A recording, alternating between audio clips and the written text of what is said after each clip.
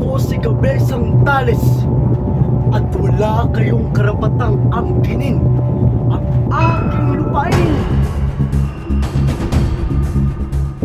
Telesforo Juan de Dios, ang aking mahal. Ako'y anak ni Andancelo at ama ni Lucia, Tano at Buhay. Ako'y isang magsasaka at ang aking pag-unlad ay bunga ng aking kasipagan at pagtitiyaga.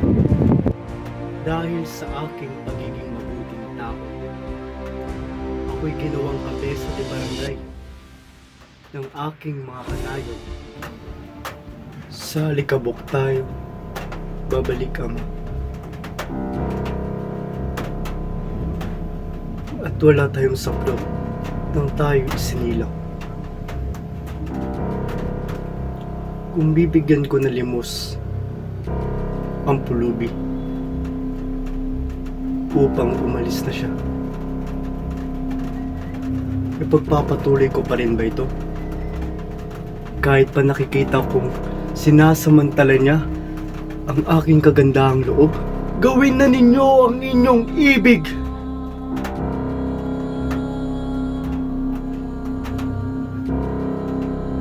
Ako'y walang pinag-aralan, subalit pinaghirapan ko ang bukirin. Ang asawa at anak ko'y namatay sa pagtulong sa akin.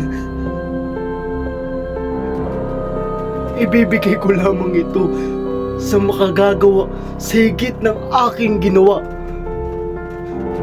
Lahat ay aking ginawa upang walang makapasok na tulisan sa aking lupain. Nagdala ako ng baril. Kanilang ipinagbawal. Nagdala ako ng gulok. Muli nilang ipinagbawal.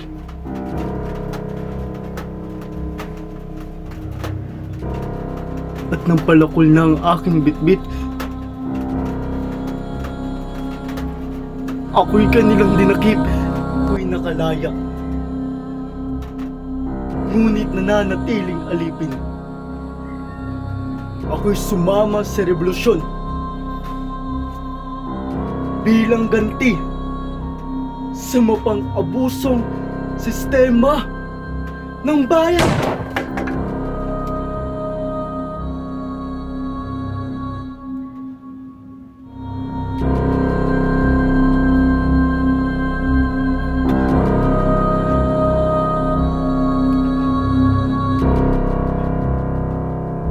Gusto ko lamang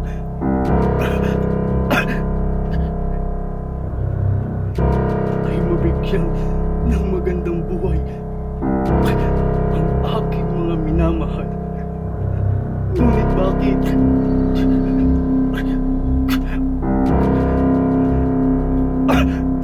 ako ginigipit